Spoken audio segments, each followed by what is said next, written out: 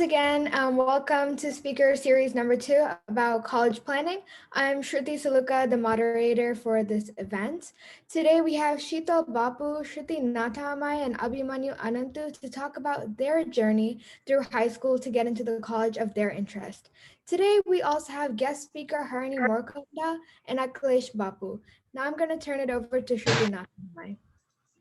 Hi, everyone. Welcome. Thank you for coming to the first session of the college application process series. So this session is dedicated to 9th and 10th graders. So we're going to go over a little bit about what to prepare for in 9th and 10th grade and what to look out for in the future. So a little bit of meet the guest speakers. Harini?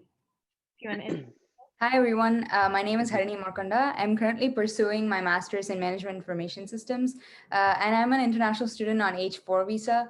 I moved to the United States in 11th grade with my parents, and I've attended high school and also did my undergrad in computer science here in Houston as an international student. Hey everyone, my name is Akhilesh. I went to Berkeley during my undergrad and then also did the master's program in computer science and actually stopped halfway to pursue my startup. But I am not as young as these other folks, so some of the information that I may say won't be too relevant, so I'll let them answer those. But there are some things that are the same as they were, 8 years ago, such as the importance of volunteering and research and other things like that, and specifically things around getting into the UCs and other schools that I got into. So I'm happy to answer those questions and chime in when I can there. Great.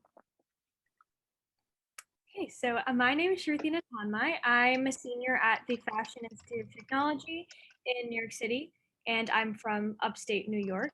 And I am my major at FIT is Advertising and Marketing Communications, and I'll be attending the University of Southern California in the fall to pursue an MFA in Writing for Screen and Television.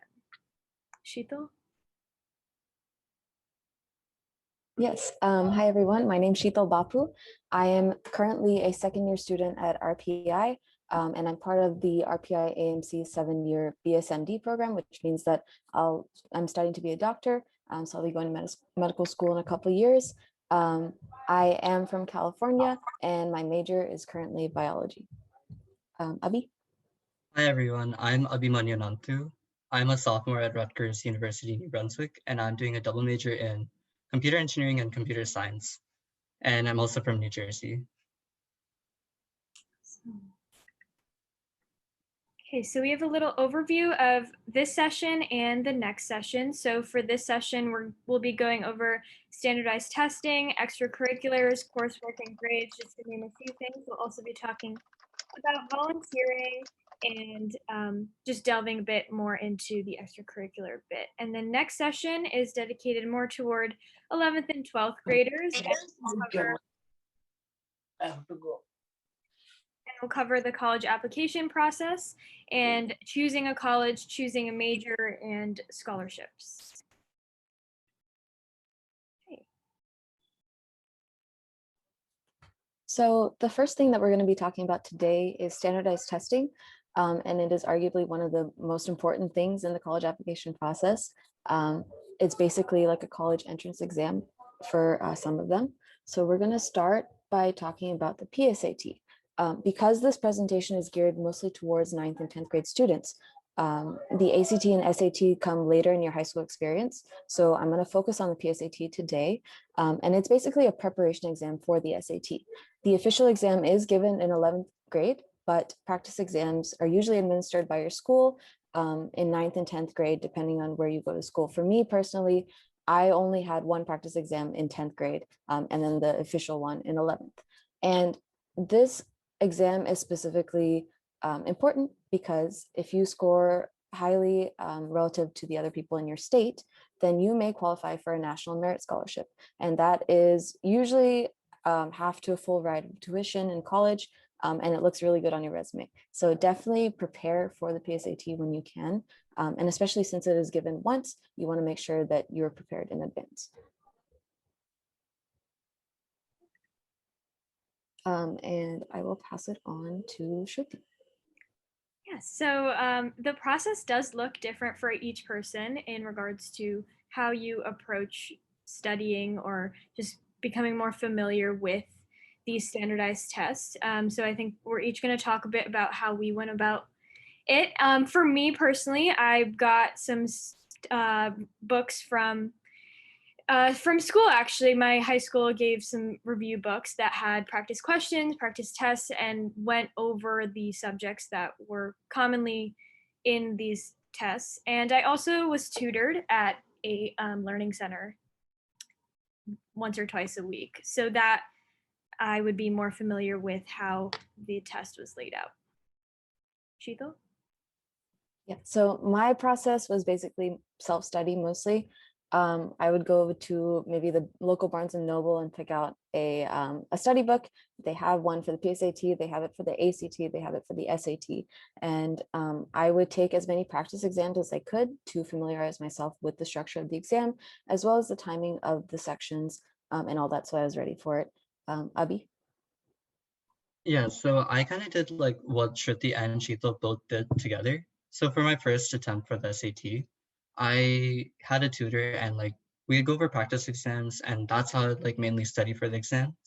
And then for my second attempt, I took more of an initiative by myself and I started self-studying. So I took online resources. There's like plenty of SATs online. So I just took those by myself. And yeah, that was pretty much my process.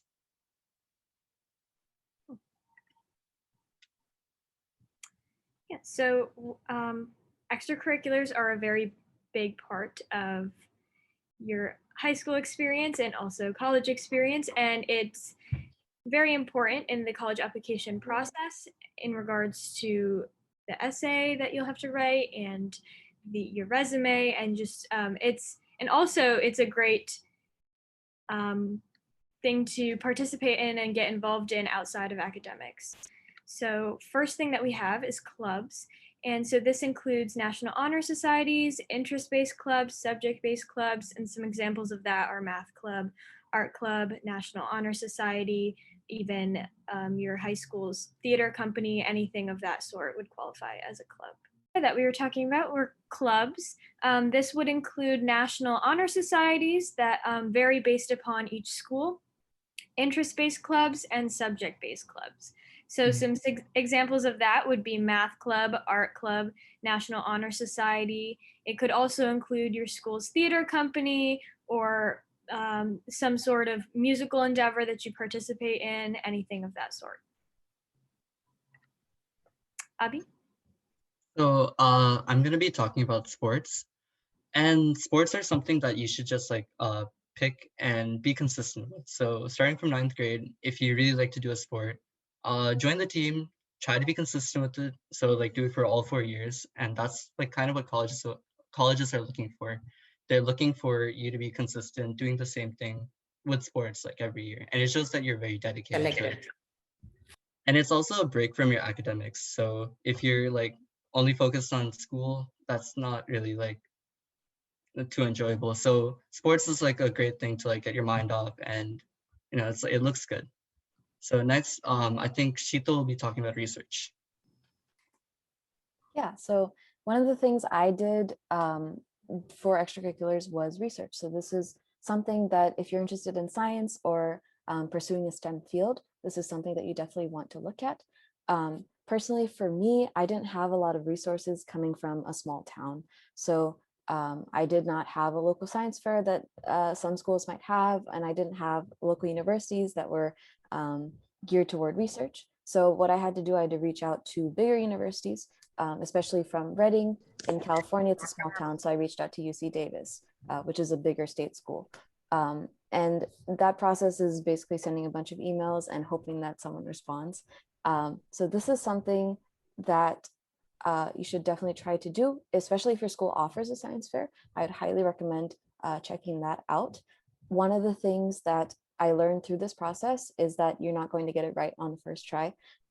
Research is basically delving into a new field of science. So the best thing that you can do is try and fail and then try again. That's kind of the mindset you want to have here. And I will also be talking about the next extracurricular, which is volunteering. One of the big things I want to stress here is that throughout the 4 years of high school, if you can, try to maintain a continuous involvement with a certain volunteering experience. So for me, it was, I was part of many community service clubs in high school. One of them was like Interact Club. And I also, since I was going into a STEM field, wanted to be a doctor, I went to the local hospital and I was volunteered there for so many years. So the other thing that I want to stress here is also to pick a volunteer opportunity that aligns with your interests and maybe your projected career path, which will keep you more interested in the volunteering experience. And finally, you should definitely keep some sort of log of what volunteer experience you did, maybe a short, brief sentence of what you did, and also the amount of hours that you spent doing that experience, because that will come in handy in 11th and 12th grade when you're preparing for your college applications.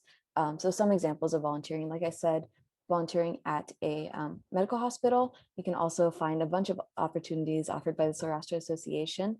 You can go look for a local community cleanup project and be part of that, and go to the local animal shelter if you want for some weekends. So anything really involved with your community will look good on your resume and your application. Next, I will pass it to Shruti. Yeah, so another important part of your high school experience to consider is summertime. And it's a great time to keep yourself busy and to just explore either existing interests or new interests that, maybe you didn't have time during the school year to actually delve into. So this is a great time to do that. Some examples of things that you could do during the summer are traveling competitions like sports, competitive sports, community college coursework, research, volunteer work, and jobs. Personally, I did a volunteer work at a local nursing home, and I played flute there for the residents. And then also I did a theater camp during the summer called Young Actors Guild of the Capital Region. And so both of those things, they definitely aligned with my interests, but it just kind of exposed me to new things and also was something that I could use on the application. So the summertime is a great time to do that. And I'm going to pass it to Sheetal. Yeah, so throughout all these extracurriculars, clubs, sports, research, volunteering, you definitely want to not only be involved, but you also want to get to the highest level of that extracurricular. So if it's clubs, you want to try to be in an officer position and really be involved in the decision makings of the clubs. If it's sports and you really enjoy it, try your best to be a team leader. I was team captain of my softball team, so something like that. And even volunteering, if there's no volunteering opportunities at that moment, then maybe you can go out to start a project of your own, come up with something like that. And that shows the colleges that you are taking initiative of your time and your effort towards the community, and also towards your own extracurriculars as well. So some of the extracurriculars that I participated in, I'll just briefly go through and talk about them. So the first one was music. I've been doing piano since I was 5 years old. So I continued that. I did something called the National Guild, which was I would perform so many pieces in front of the judge, and they would critique me and I'd get a certificate. So something like that I maintained continuity over 13 years. Violin, I was part of the community college orchestra.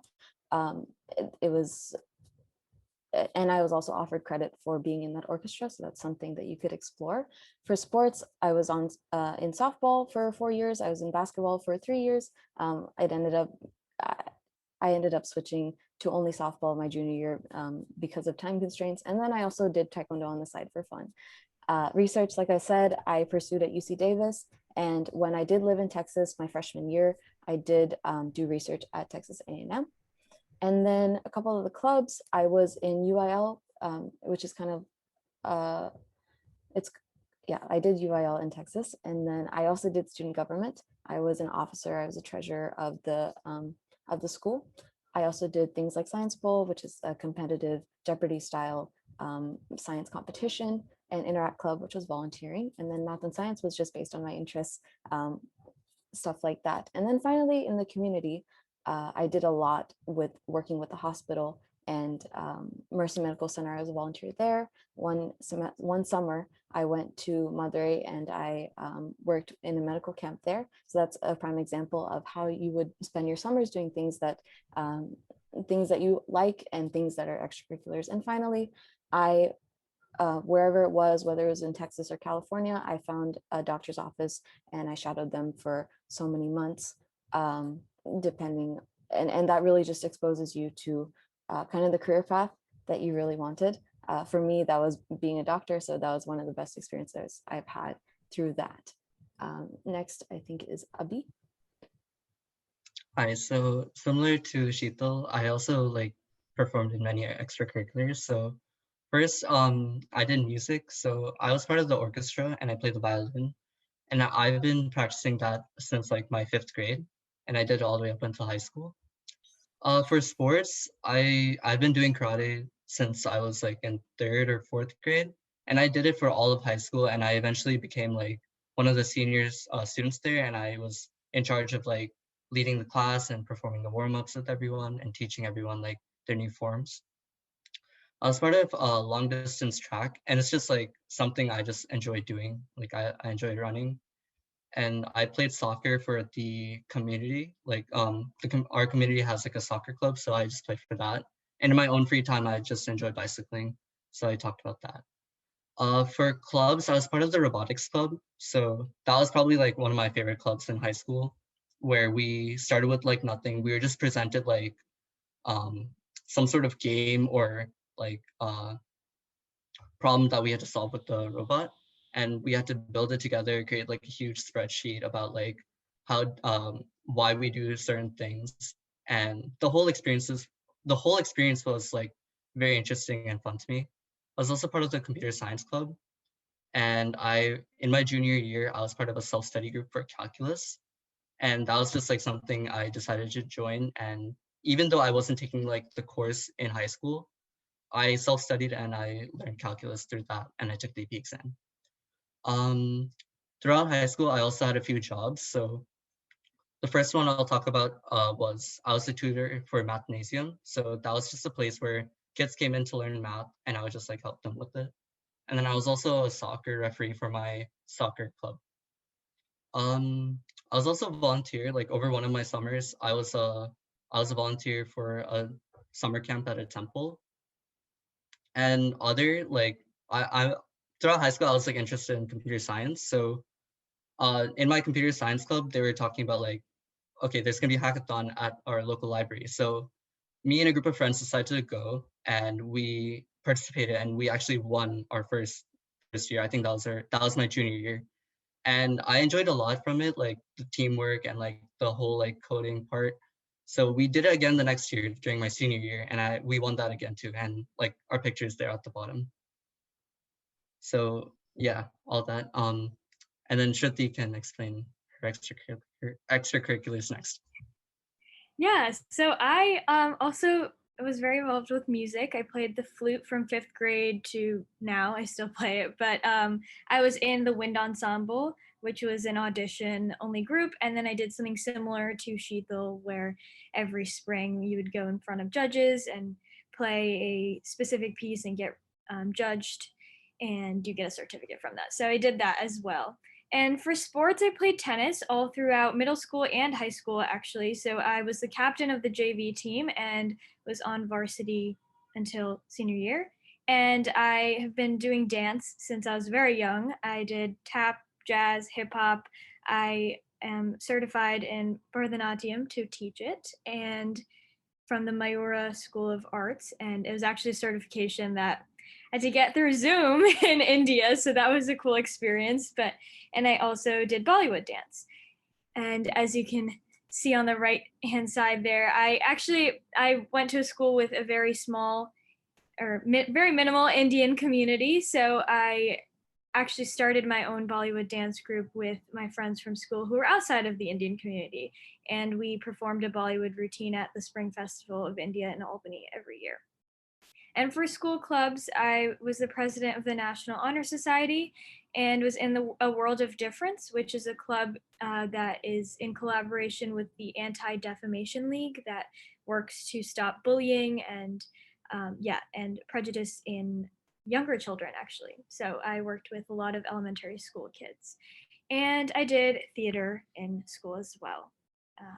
And for jobs, so these jobs, I don't know how much they relate to my career path currently, but my first job was at a local apple orchard. And then once I figured out I wanted to go into fashion, again, upstate New York is not really known for its fashion, but I became a sales associate at Men's Warehouse, and I learned a lot about menswear. Yeah. And I'm going to pass it to Sheetal. Yeah, so overall, these extracurriculars, you saw that, so each three of us, me, Shruti, Avi, we all did very different things and we all got into the college that we wanted to get into. So that is kind of proof that there really is no one right way to do it. There is no extracurricular that is better than another. The only thing that you really want to focus on is something that you have an interest in, and that will automatically enable you to get more involved than you would if it were something that you weren't as interested in. And the next thing that Abhi is going to talk about is coursework and grades. Abhi. Okay, so coursework is probably the most important or like most thought of part about high school. And to start off, I'll start off by like talking about you should talk to your guidance counselor and academic advisor about like what courses you can take, and you should kind of figure out like if you have any interests like where you're gonna go for college. Start taking those courses now so that you kind of have a feel for like what you're getting yourself into. And the most important thing is to balance your course load, but you should always be challenging yourself with hard classes if you can tackle them. So what I mean by this is, say you're taking like a class where it's like normal and you get an A in it, maybe next year try taking like the honors version or the AP version of that course. And even if you get a B or like an A minus, that's still fine because it shows that you're challenging yourself and you're like learning new things. And coming from that, you should get help if you need it. So if you're really struggling in a class, there are so many like online resources. You have friends, you have teachers, so you should try to reach out if you're like struggling. And it's okay to switch your class out if you don't really I don't know, like it, or like you're just like spending way too much time on it. It's okay, like just talk to your guidance counselor. They're always going to be there for you. And you should maintain your GPA at the end of the day. So but not at the expense of everything else. So if there are other things that are just like bogging you down with time, try to like balance yourself out, try to get good grades, but it's not like the end of the day if you can't do it. And also like from all of your classes, like at least pick a couple of them, but try to make like a very good or healthy relationship with your teachers, because once you start applying for colleges, you're gonna need letters of recommendation. So it's easier to like ask a teacher who has a good rep with you, rather than asking a teacher who doesn't know you because you've never participated in class. So it's really important to like be active and like participate in your classes and learn. And most importantly, like challenge yourself throughout high school. And next, Shruti is going to talk about this phrase, and then, yeah. Yeah, so like Abhi said, a B is not the end of the world, because I'm also very guilty of this. Just thinking that it is the end of the world when you don't do well on an assignment or in a class or something like that. But college, the people who are looking at your college applications are aware that the class in itself, the fact that you are taking an AP class or an IB class or anything that's a step higher than whatever the regular class is that's offered, the fact that you're taking that in itself shows that you're challenging yourself. And so I think it's really important to keep that in mind, even though sometimes it's difficult to. But like Abby said, a B is not the end of the world. Going off of that, we have AP and IB classes. So these are two very popular college level courses that are offered at high schools around the United States. And so AP stands for Advanced Placement. So the type of, for example, I took AP US History, AP Biology, and AP Language and Composition. So those three were offered, amongst others, were offered at my high school, but the APs that were, for instance, offered at Sheethal's high school could differ. So it really depends. So AP, the benefit of AP is that they're college level courses, and at the end of the school year, so around April or May, there's an AP exam. So if the exam is graded on a scale of 1 to 5. So if you receive a 3 or above, you qualify for college credit, which means that you can take this credit and apply it to whichever college you go to. But again, so each college is different in whether they accept credits, whether they allow the credits to in my instance, I qualified for credit in AP Bio, so I did not have to take a general education science requirement in college. So that exempt me from taking essentially bio all over again. Yeah, and so for the planning, it's really important to plan ahead for AP classes, and a great resource for that is College Board.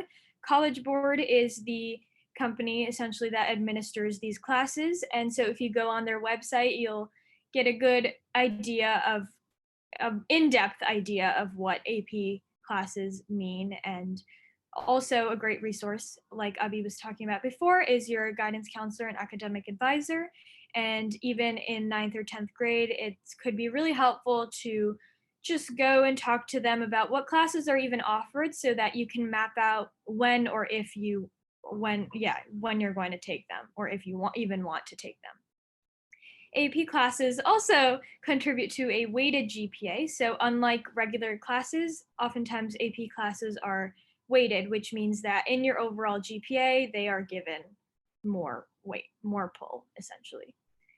And something similar to AP is IB. So IB classes are offered in usually in high schools, either AP or IB is offered. Has an exam at the end of the year that qualifies you for credit, and it's along the similar lines of AP. And So I'll take over for dual credit classes. So yeah, okay. So dual credit classes are somewhat similar to the AP classes in the sense that it will also help you earn college credit, but not all high schools may be offering dual credit classes. But the high school I went to was a college and career high school that was partnered up with our local community college and offered us courses where a student can take classes as part of their regular high school schedule, but they're taught by college professors, and you can earn both high school credit as well as college credit. So that way, I earned about 60 college credits with dual credit classes, and also earned my associate's degree before I graduated high school, since we had a program that was like designed for students that made that possible. So taking dual credit classes can also help you save time and also tuition at the university that you're attending, since you're essentially done with all the core classes that the state might require you to take, such as government, economics, English, etc. So, but one crucial thing that you do want to make sure is that the college that you're applying to is willing to accept these credits. And this is one of the reasons that people prefer AP classes over dual credit. But in my case, it was extremely beneficial because like these courses helped me, save a lot of time in college and just like help me focus on my major. And the GPA weightage for college courses are like, it depends on your high school, but I think a general Google search told me that a lot of the high schools weigh dual credit classes just as the same as AP classes. But in my high school, it was the AP classes were weighed the highest, and then the dual credit classes, and then the regular high school classes. But there's no standardized test at the end of the course, and it's just very much treated like a regular college course with midterms and finals. So with that, I'd like to pass it on to Sheetal. Yeah, so We're nearing the end of the presentation, so I'd just like to go over some general tips, things you want to look for as you go into high school. So one of the things that I want to stress is that please make sure to ask upperclassmen or friends and family for advice on whatever questions you have, because they will be able to answer them, upperclassmen especially, because they have experienced what you're about to experience, and they know they know what to expect. The second thing is definitely talk to your counselor about planning out a course schedule. You want to make sure you have enough time throughout those 4 years to take those AP classes as well as other classes that you may be interested in. You want to especially also get involved with clubs, sports, any other kind of extracurriculars. And like I said, try to maintain continuity over those 4 that you stuck with a certain extracurricular for so many years. The fourth thing is that you definitely want to document everything that you do throughout high school, starting from 9th grade, because this will especially help you with your college applications. The ways you can do it is by making or taking pictures when you do an activity. You can make a list of things, like I said, an Excel spreadsheet to log your volunteer hours or whatever volunteer opportunities you did. The list can also go for whatever, I guess, extracurriculars that you did. And finally, eventually you'll make a resume in 11th and 12th grade to apply for scholarships and to put on your college application. So documenting early on will definitely help later on. The fifth thing is that in all these extracurriculars, all these academic courses, you want to try to stand out as much as you can, because that is what colleges are looking for. They want a unique student with experiences that no one else has. And finally, going into high school, try to keep an open mind to everything that you see. It's easy to stick with, one thing at the very beginning because you're very interested in it, but you don't really know what to expect unless you try it. So my advice there is to basically try everything that you can and then narrow it down over those 4 years, depending on what you are continually interested in. And I'll pass it on to Abby.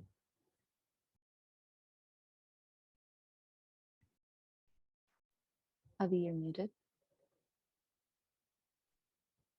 Abby, you're muted. Abby, you're on mute. I'm sorry. So yeah, that about wraps it up for this session where we focus on 9th and 10th graders. But next week we're gonna have another session where we're gonna be focusing more on the high school experience for 11th and 12th grade.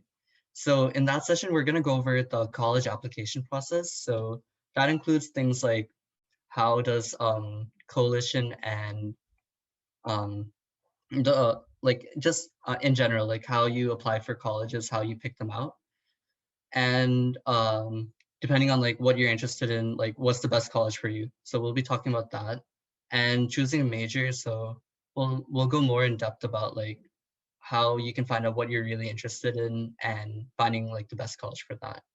And finally, we'll wrap up next session with scholarships. And those are just things that you can like apply to, and with scholarships you can get money. It might not be like physical money, but like you'll save money on your tuition when you attend college. So yeah, thank you guys so much for coming, and if you have any questions, please ask them and we'll be happy to answer. Shrutima, you can take away. Okay.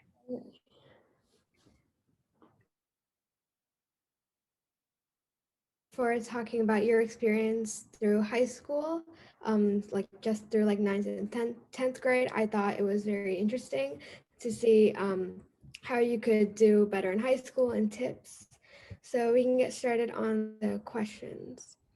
So for flute, what kind of certificates can you get outside of school?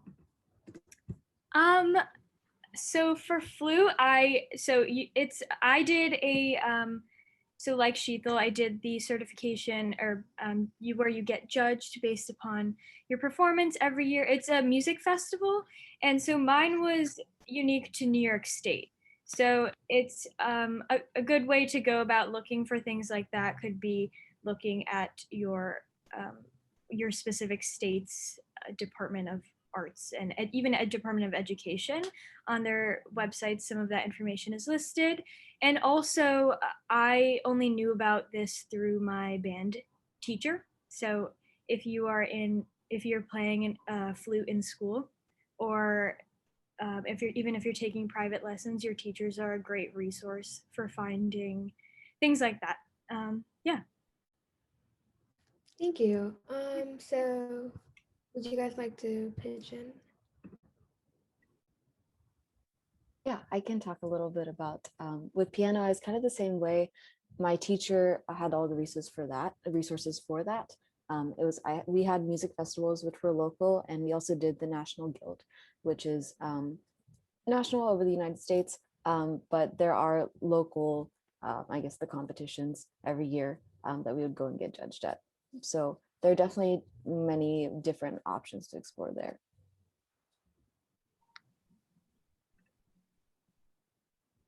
Okay, so thank you. Our next question is, are there any specific virtual volunteering opportunities for this summer 2021?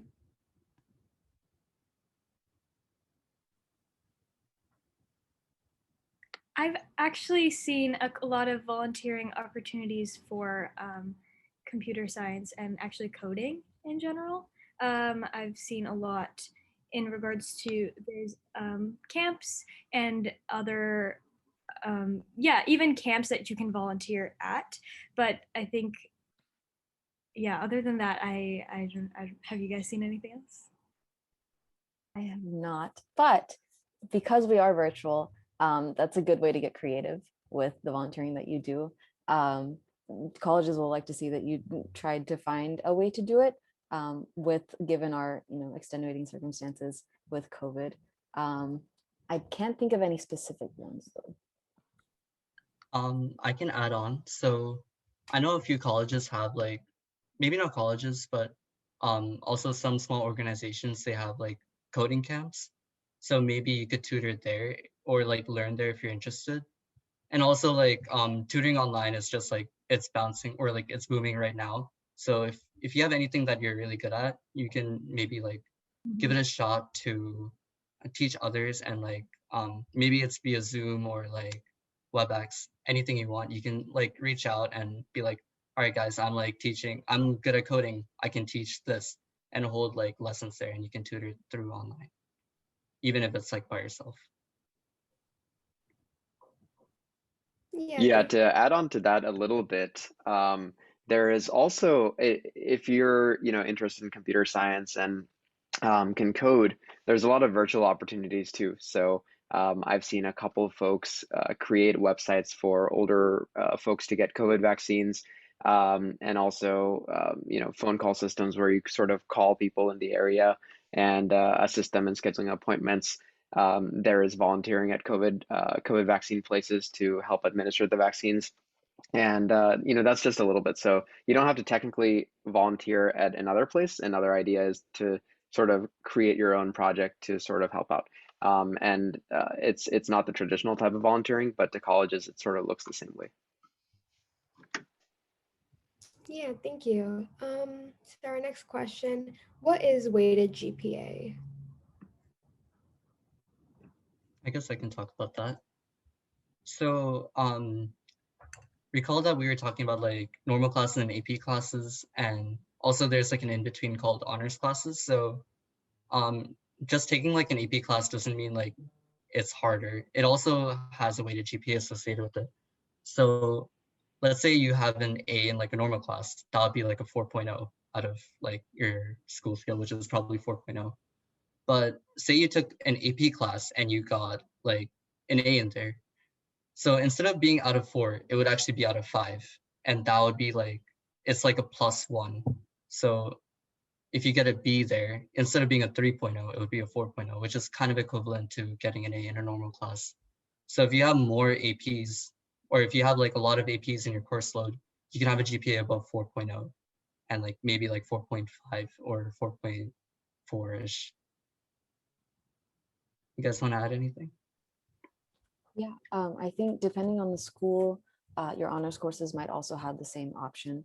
So definitely talk to your counselor about which courses offer that weight. It could be AP courses, it also could be just honors courses. So in my high school, it was AP classes were rated for a 6.0, and my college classes were the dual credit classes were 5.0, and the regular classes were 4.0. So it might be different for each high school.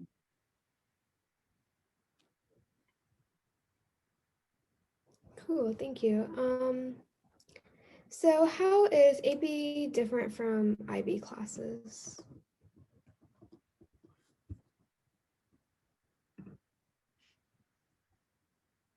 I can, I guess, expand on that. AP classes, as far as I know, are offered at most high schools. IB classes are more prevalent on the East Coast. I know it also, we didn't have them in Texas or California, but they're basically the same thing. They're both advanced courses, just different names for it. I so AP courses, you have to take a test at the end. I'm not sure, Shruti or Abhi, if we would have to take a test at the end of the IB courses. But both options are the same, where if you take that course, you may get credit for it at a college, at the college that you go to. So they are similar in that way. Yeah, and the types of classes that are offered differ a bit between IB and AP too. So sometimes I went to school like Sheetal said, they are more available on the East Coast, but I actually in my school it was not offered at all. So I also only took AP classes. But some of my friends who went to school in different states found that they took an IB class over an AP just because there was a subject that was offered in IB that wasn't an AP. So an example that is IB has a theory of knowledge class, which is very popular, but that's definitely not offered in the AP course catalog. So it's just that's also something that people look at when choosing between one or the other. Right, thank you. Also, to add on, I guess AP classes are administered through College Board, which is like a company of its own. And I'm not sure about IB courses because, like Shruti and Sheetal, I also took AP courses. But with AP courses, there's like a standard curriculum posted on College Board, and pretty much all classes have to follow that same like um, curriculum for to prepare you for the AP test at the end. So it's kind of like synchronized, I guess. It doesn't really depend on like, it doesn't matter like what school you go to, you're going to be learning the same exact things. And I would assume it's the same with IB courses. So question for Harini, how is the course load for associate's degree? Is it hard to do it along with regular school? So usually in my high school, students usually start taking their college courses starting in 10th grade. So for Texas, well, college classes to take in Texas, you have to complete this exam called TSI. So that the TSI basically has like two sections, which is or three sections, which is math, reading, and writing. And the reason that students usually take it in 10th grade is because the math and the English portion of it consists of stuff from ninth grade, and therefore it's easier for them to pass that exam, you know, in the summer of their summer right before 10th grade and so on.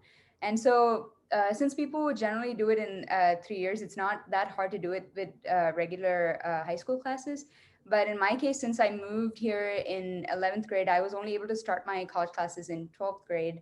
And I started actually in my summer after 11th grade. So then I was able to complete my associate's degree in pretty much 3 semesters with like a fully packed schedule, and you know, like a good plan of you know, how I was going to take these classes in a good sequence. So in my case, I had to take it with AP classes and all these you know, college classes. And I think that it's easier in my personal opinion. I think that it's the college classes are much easier than AP classes, just because for a college class, the syllabus is given to you on the first day of class, and you know what the schedule is like for you to plan it. And there's not like weekly readings or homeworks that you have to do like you would for an AP class. So the rigor is somewhat easier than an AP class, and there's also not the stress of, you know, all the AP exams towards the end that just pile up. So I thought that it was easier for me to just like go on with the associate's degree rather than focusing on you know, taking all these AP exams, and you wouldn't know if you would pass the exam or not But for associate's degree, you would for sure get those credits depending on the college that you are transferring these credits to. So I think it's definitely doable since I was able to do it in just 1 year. I hope that answers your question. Right, thank you. So, similar to dual credit classes, there's also an early college program where you can enroll at your community college and take courses there for the last 2 years of high school instead of at your local high school. Do you guys have like any thoughts about this? So my school's program was called an early college program, so I'm not sure how that's different from the one that you're asking about.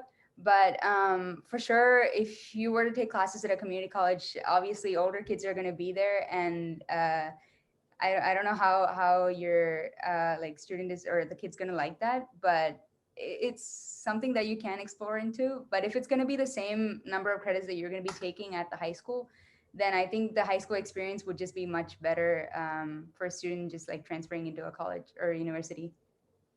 Akhilesh, can you pitch in? I know you did your 11th and 12th in college. Mhm.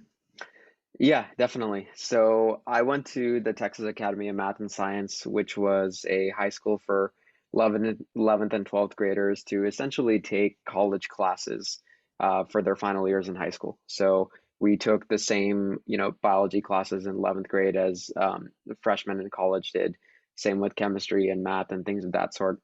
And that was, that was really good because not only did we take classes alongside other college students, but other colleges seemed to understand that pretty well. And so there were actually websites that showed the conversion of dual credit to at that university that I went to convert to classes at pretty good universities. So when I went to Berkeley, I was able to graduate not in 4 years, but in 3 years, and could have done 2 to 2.5 if I didn't want to take too many extra classes with the courses that I had. So, typically, pretty much everyone that comes to Berkeley takes like AP courses such as AP chemistry and AP physics and things of that sort.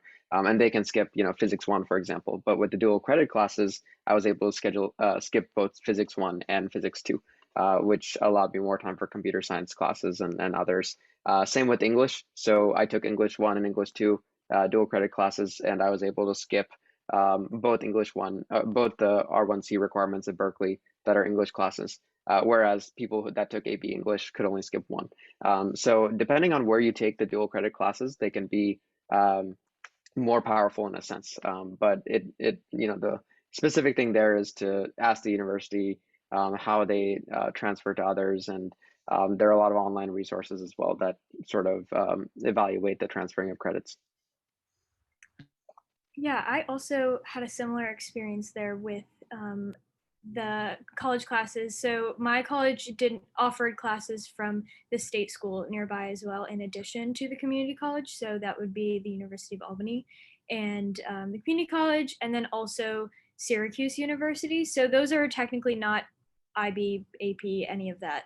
But I took Latin for 7 years, but I took the Latin 1 and 2 through University of Albany, and then so those credits transferred, and I'm also able to graduate in 3 years with my bachelor's degree. So that it was like very beneficial, and it definitely, the structure of the class was a bit different than the AP class in that there was no AP exam. There were still exams and midterms and all of that, but it followed the it almost felt more like a college class to me than the AP classes did, because the curriculum was directly from that college.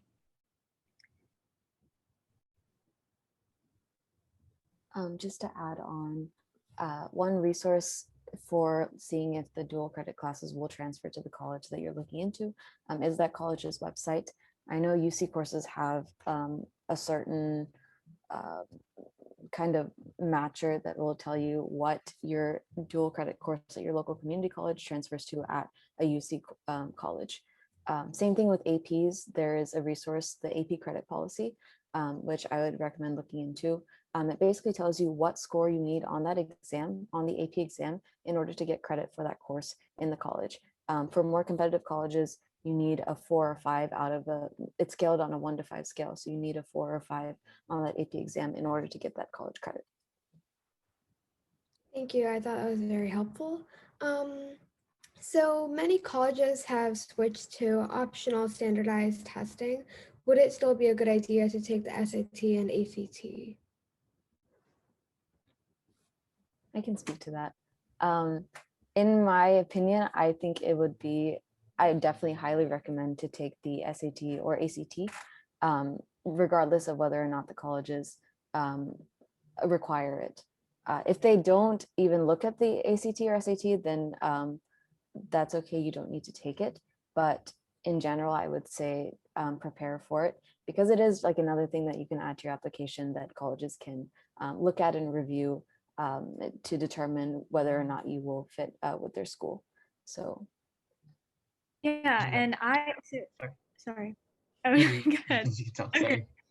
I took the ACT and SAT like multiple times, and I applied to many different schools, but the school that I ended up going to actually did not require either of them.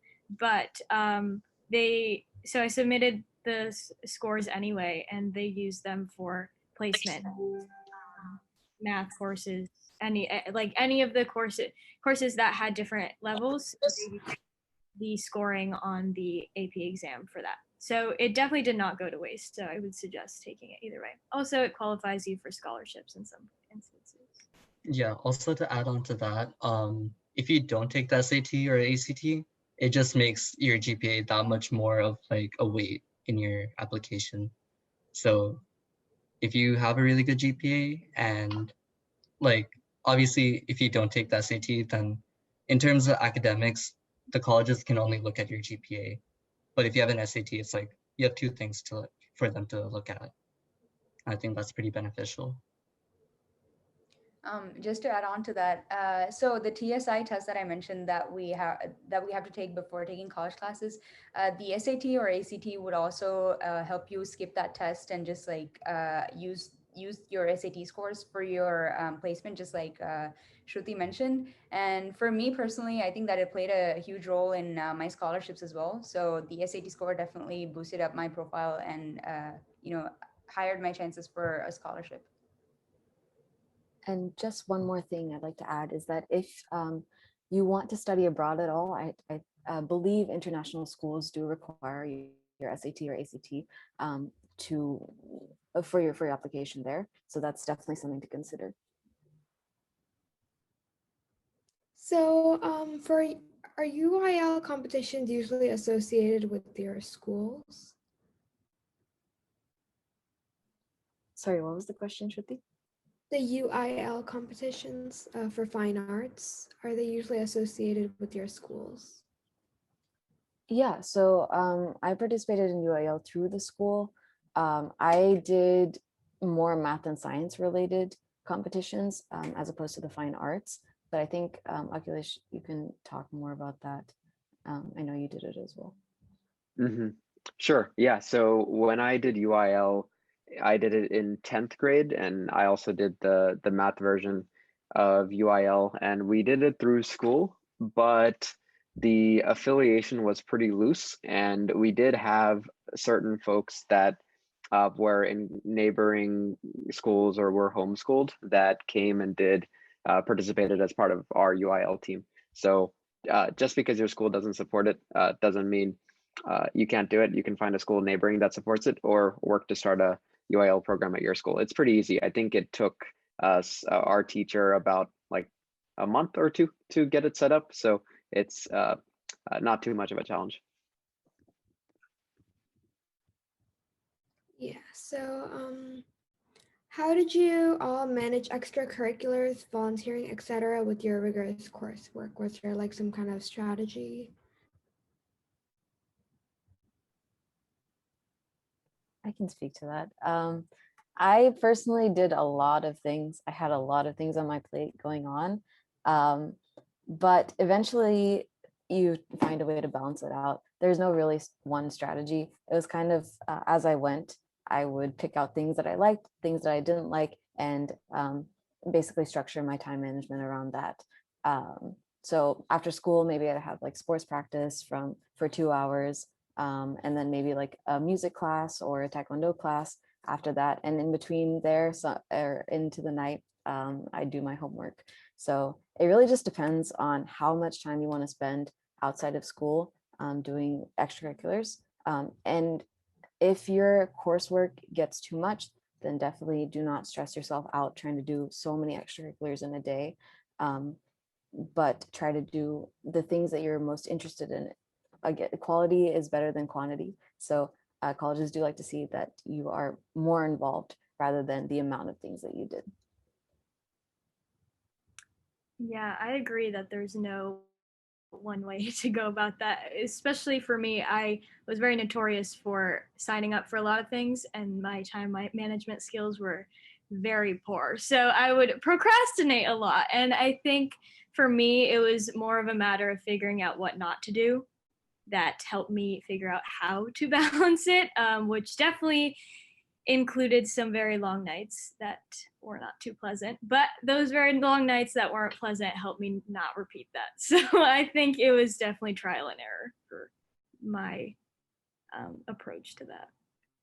Yeah, backing up what Shruti said, like you should try not to procrastinate, even though it's like very tempting to. And I feel like the best way to like manage everything is to plan everything out. So in a week, maybe schedule out what you're gonna do, and make time slots for it. So like 7 p.m. to 3 p.m. you're at school, and then maybe like 2 hours for sports.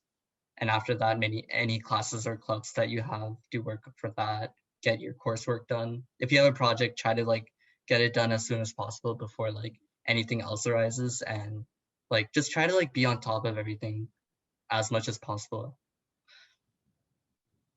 Yeah, that's pretty much it. One way to do that is also like, even in college, I've learned that I do not have the best time management skills. So it definitely gets better as you go throughout high school. But one thing I found that helps me is to basically list everything out that I need to do, all my assignments, all my projects, everything, and then break them down into smaller steps that you can complete in so many days. So if it's a project, maybe a week before, you plan out that, oh, I'm going to start looking into the topic, and then I'm going to do so many slides on that presentation by the end of the week or something like that. Breaking it down into steps really helps.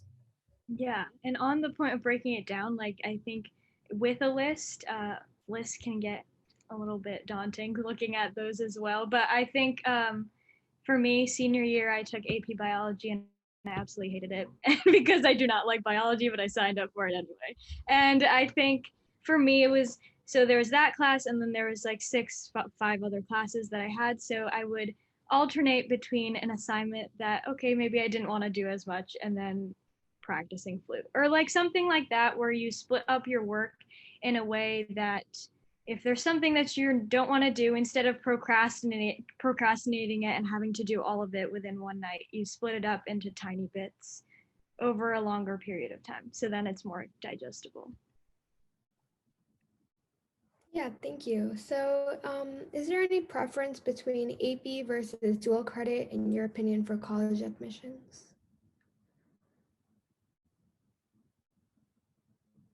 Is like one better than the other?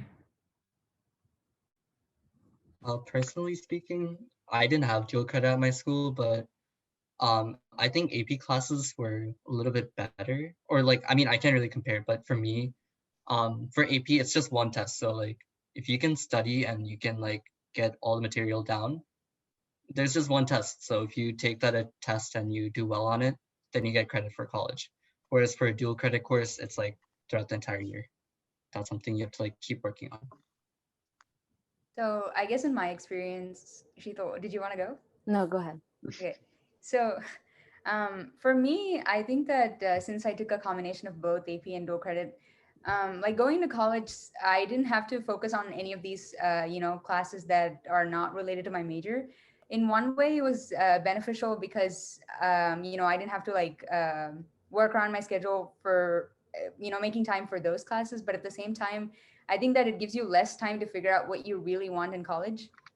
Like if you're sure about your major, then it's okay, you can just like jump in right away and just like take the classes that are related to your major.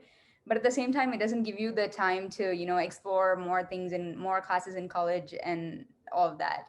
But I think that if you're asking about college admission experience, I'm not sure that it really plays as much of a role, because in my college or in my school, since most of our classes were dual credit, our class rank was, it was not as if like the people who took AP classes had a better edge on getting a higher rank.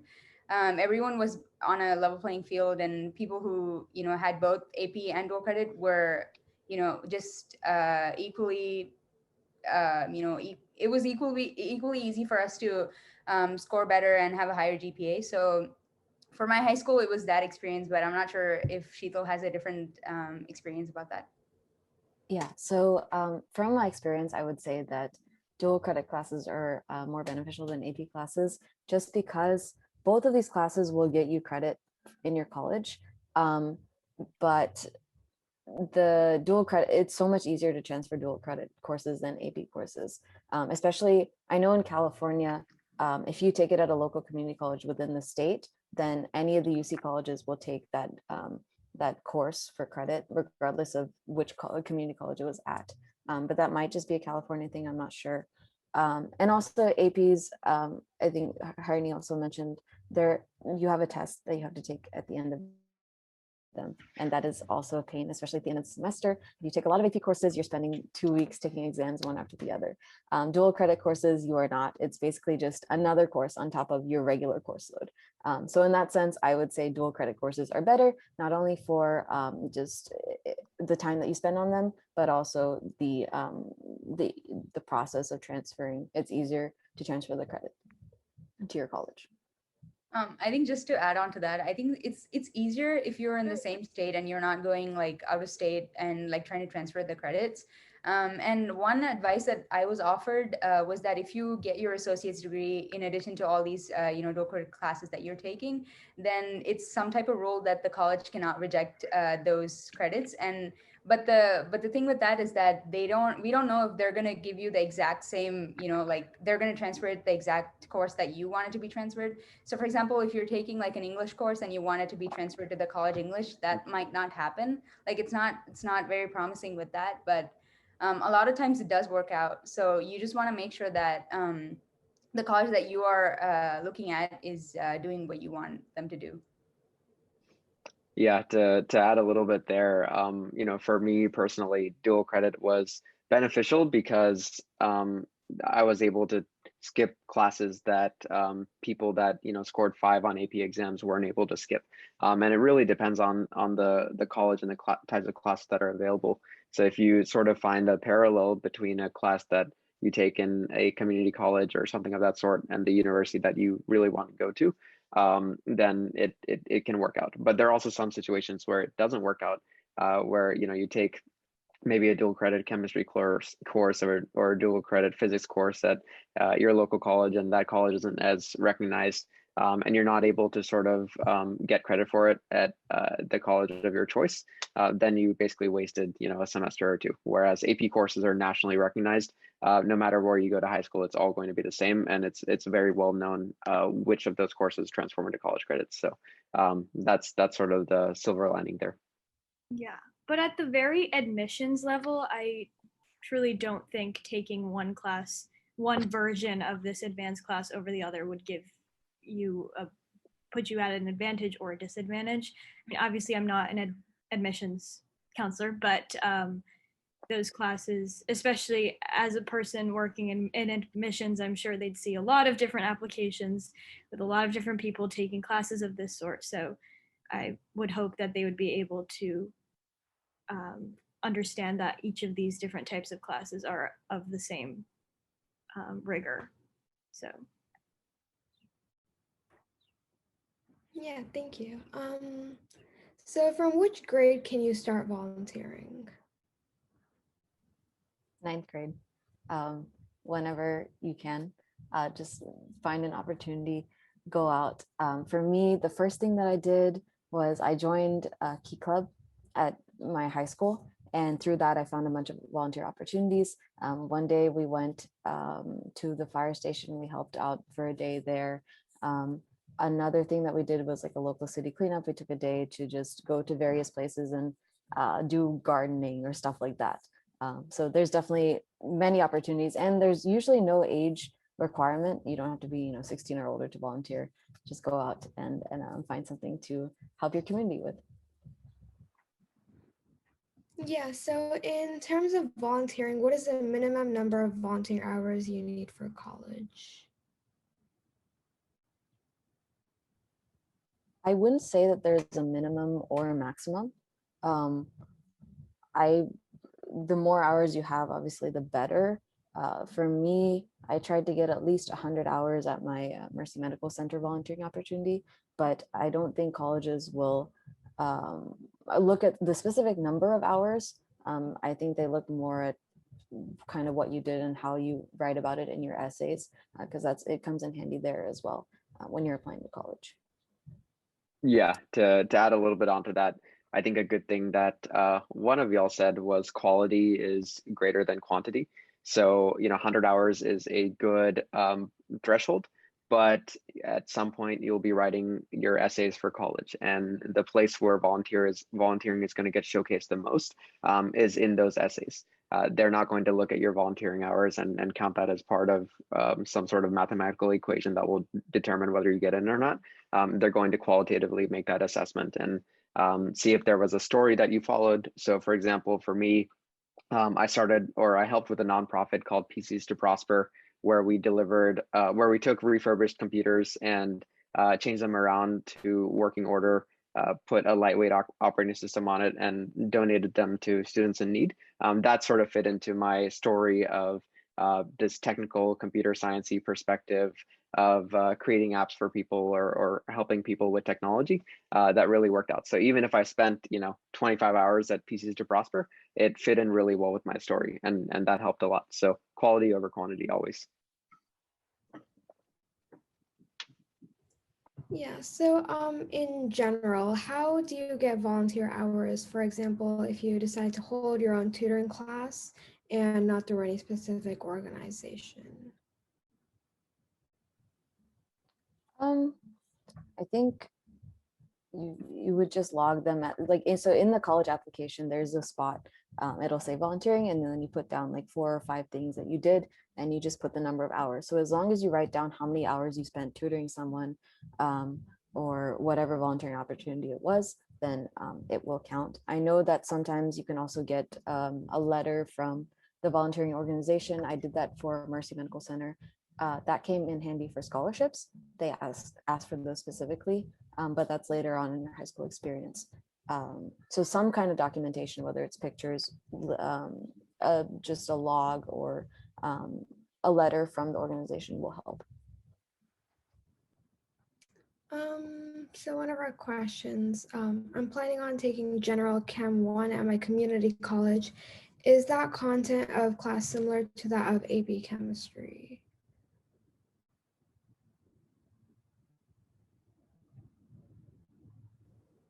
I'm not sure any of us like took both of them together, or like Chem 1 at a community college as well as the AP Chemistry.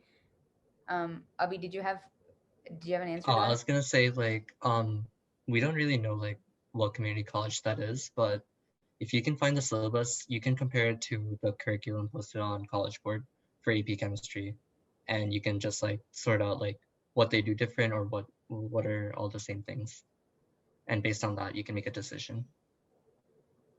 So at my university, they don't usually encourage students to just, skip the Chem 1 class when they're like pre-med or whatever.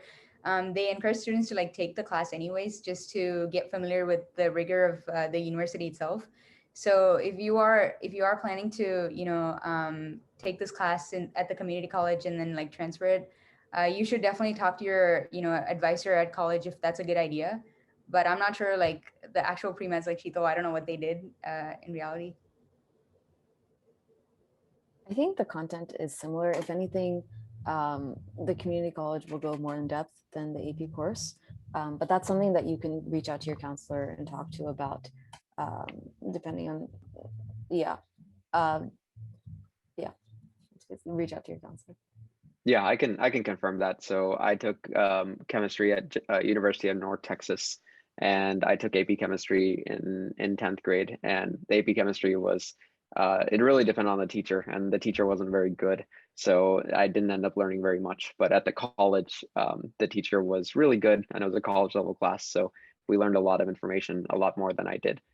However, I would say that I was very inadequately prepared for the AP exam for chemistry because the teacher wasn't great. So had to do a lot of studying on my own time to be able to score a 5 on that exam.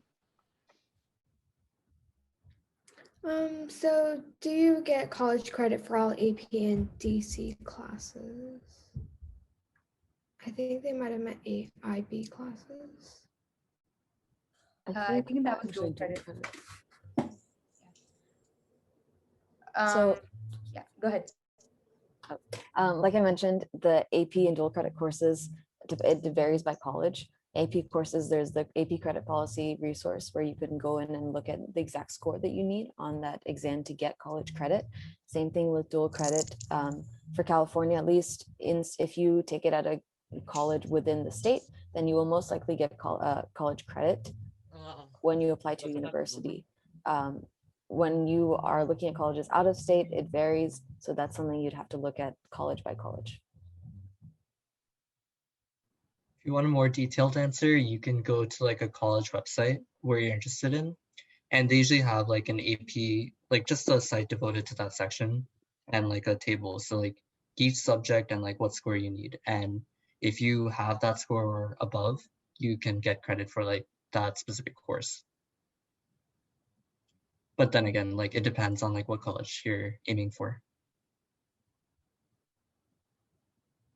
It also depends on your intended major. I think this was already said before a little bit, but my bio credit was accepted because I'm a business major. So that was the only science class that I had to take. Whereas that probably would have differed for Sheetal because she's going into that field. So that definitely is a factor as well. Yes, I had a similar experience to Shruti as well. Some of my AP credits were transferred fine just because, or dual credit classes were transferred fine because I was a computer science major, and my biology credit didn't really matter to them, and so they just transferred my dual credit.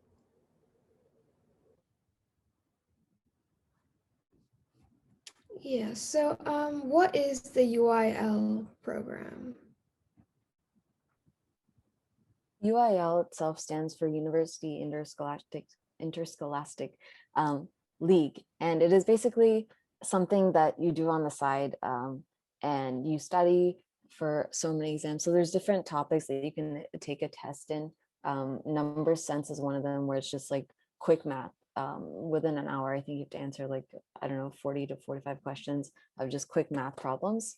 There's also different other, I think Akhilesh can expand on that, but there are other topics that you can study for and take. And then depending on what score you get on those little tests, you will get an award, and that's something you can mention on your college application. It was just a lot of fun. I personally enjoy math, so that's why I picked number sense. But yeah, Akhilesh, if you want to expand. Yeah, no, I think that's correct. So UIL sort of takes all the content you learn in math and science classes and makes it competitive. So number sense that people talked about, 80 questions in 10 minutes is sort of you're answering as fast as you can, and you get points for ones that you don't get right, and then you don't get any negatives for questions that you skip and things of that sort. So it's basically competition. The nice thing is there is regional, state, and I'm not sure if there's a national. I think for Texas, it was just state as the limit, but you can get some great regional and state accomplishments and awards through there. Yeah, thank you. So how many AP classes or dual enrollment classes did you take?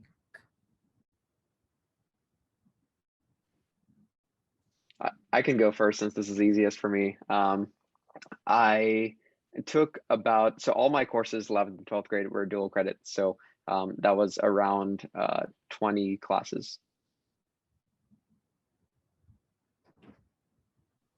Yeah, similarly, I took, in terms of 9th and 10th grade, I only took one in 9th grade, and then one in 10th grade because that was all that my school offered. And they weren't science courses, they were humanities courses. It was AP Human Geography in 9th grade and then AP World History in 10th grade. But depending on what your school offers, it's how many you can take. In 11th and 12th grade, basically all of my courses were AP, so 5 to 6 per year. So it depends on what school you go to, how many they offer to determine that.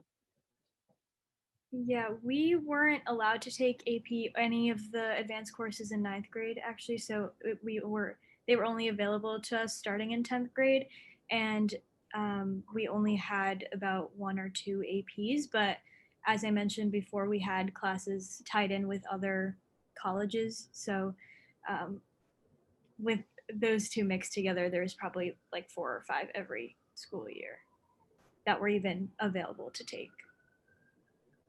To add on to that, your counselor might limit you on how many AP courses you can take. So I know in my school, like similar to Shruti, I couldn't take any AP class in my 9th grade. But even then, like I think towards my senior year, there was some like mental health issues going around. So after that happened, you had to like fill out a form if you were gonna take more than like I think 4 or 5 AP courses in a single year. So So for me, definitely, sorry. Go ahead. Sorry. Oh yeah. Yeah, definitely like try to like manage everything. And if it's too much, then it's okay. Like you don't have to take like everything AP. But yeah. So my high school offered 3 AP classes, so I took all of those, and then I also just similar to Akhilesh, I also took about like 20 to 22 dual credit classes, I think. And you do have to talk to your counselor if you want to take classes that are more than the limit. But since for me, I had a peculiar situation, I was able to talk to my advisor and like let her let her just forget it. You understood what I said.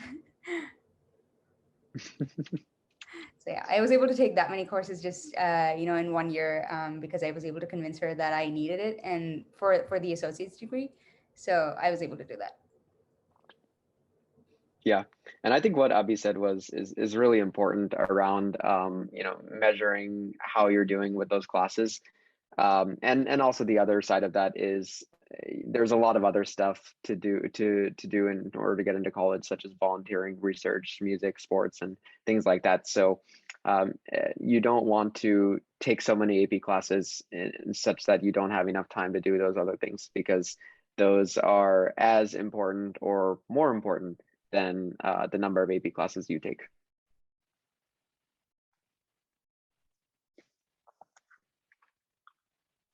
Okay, so our next question, do you suggest taking AP tests or just the AP class in school if I'm not going to take the major in that subject? I would suggest taking the test just because that gives you, if you're not majoring in the class that you're taking that's AP, that honestly is even better to take the test in, because none of the classes I took were related to literally none of the AP classes that I took were even remotely related to my major. But that helped me out a lot because then I didn't have to spend time in college taking those classes. So it just pushed me right into the actual subjects that were related to what I wanted to learn about. But that does mean that you have to study for the tests and all of that along with your other finals. But if you don't take the test, then you don't qualify for the credit, which I do have some friends who did, but and at the end of the day, if you don't qualify on the test or if you don't place on the test, it's no harm done. But okay, Shruti, do you want to go to the next one? How many credits of second language? We talked about AP classes quite a bit, so. Okay, yeah, so how many credits of second language should you aim to take to be competitive at most colleges? And do all these credits have to be in the same language?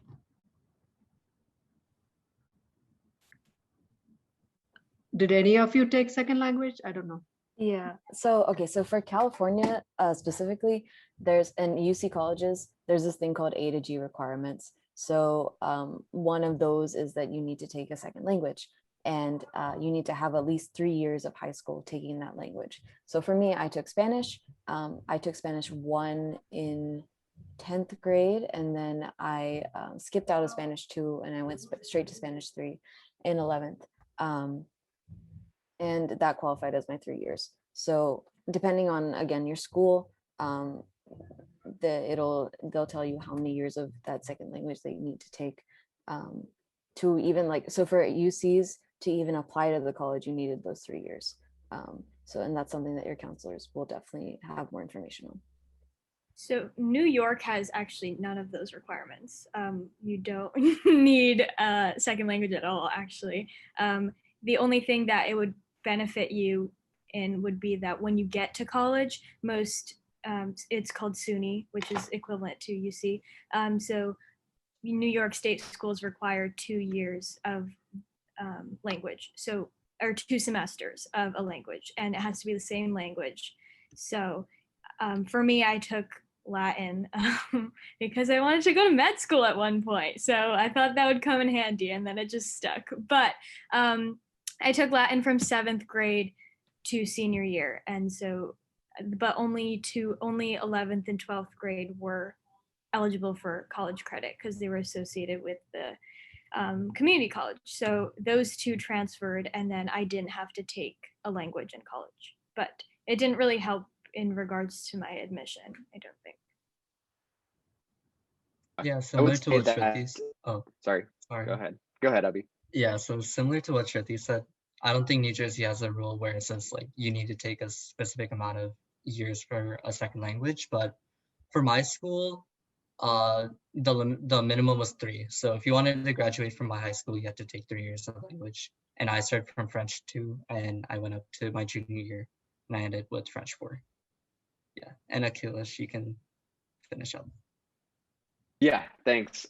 So even though for California there's the A to D requirements and they technically require languages, and at Berkeley they required languages, they don't really, they're not really that strict about it. So for me, I took, I think 1 year of Spanish in high school, and I did not take any other years, and I think you were supposed to take 2 or 3. And I just sort of said that in my application that I didn't take those, or I think I put my middle school language classes, and they didn't ask a question about that. And my counselor at Berkeley, I think, asked something along those lines, when I had already started there, but I had already been accepted, and I just sort of said that I wasn't able to take the right number of language classes. So if there's ever a situation in which you want to take a really good physics class, or advance in a math class, or take a class that you just really want, and you have to skip a language class in order to do that, I would always recommend doing that, because the language classes, there are a lot of workarounds for those, as even for the colleges in states where they do require language technically. I think So Akhilesh, for you might be. me, Oh, sorry. Go ahead. So for me in my high school, I had to take 2 years of language, but the college, I took the dual credit version of that as well. So that helped me, surpass my 2 years of language at the university as well. So I took 2 years of Spanish, or actually just 2 semesters of Spanish, and for Spanish 1 and Spanish 2, and I was done.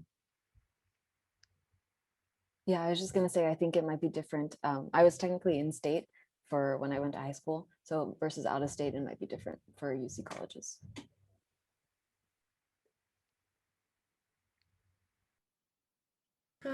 Okay, so even if an organization or a company doesn't have an explicit volunteer program, if you find a way to help them out, would it count towards volunteer hours? Yes, and if you, I would recommend trying to get proof if you have the ability to, maybe even just a letter or something. But yes, those hours will count. Okay, and do you suggest taking 3 to 4 years of languages in high school?